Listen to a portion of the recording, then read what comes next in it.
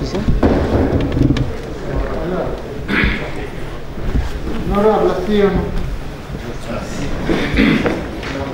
Nous sommes les collectifs des 26 provinces des députés nationaux.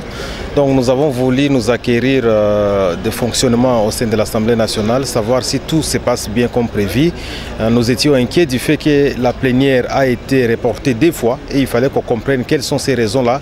Et on a fini par comprendre qu'il y a l'épidémie, la pandémie à coronavirus et il fallait qu'on puisse continuer à désinfecter pour protéger les députés nationaux. C'est une bonne chose. Donc ça va être terminé aujourd'hui parce qu'on a trouvé qu'il n'y avait pas encore des choses qui étaient faites d'une façon vraiment appréciable, mais ça va être terminé aujourd'hui.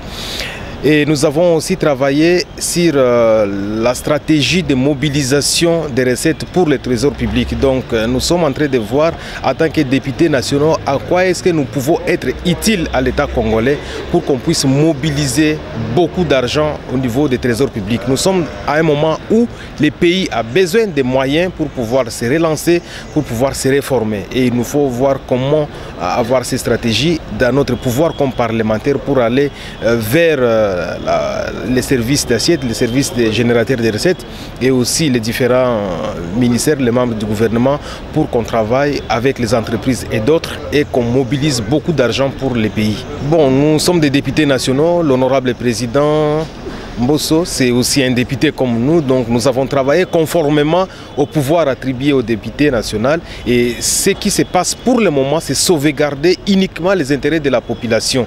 Donc nous voulons qu'on puisse relever le niveau de vie de la population et cela passe par la lutte contre la corruption et la lutte contre les fraudes. Et donc voilà le travail qui a été fait. Nous avons aussi travaillé sur les projets de libre-échange, comment ces projets peuvent être bénéfiques pour les Congolais, parce qu'on a trouvé en fait qu'il y a des lenteurs au niveau interne où les pays ne produisent pas assez et il faut faire des commissions qui vont suivre cette ratification afin qu'il y ait beaucoup d'initiatives, des industries qui vont produire et faire la compétition au niveau national pour que nous aussi nous soyons vraiment dans les circuits économiques des pays africains. Pour vous informer de l'essentiel de l'actualité en République démocratique du Congo en temps réel, il vous suffit de vous abonner sur notre chaîne YouTube Entrepreneuriat TV grâce à votre magazine d'information générale Top 243 News pour recevoir toutes les notifications de cette nouvelle édition des informations du jour. Au nom de toute la rédaction, nous vous remercions.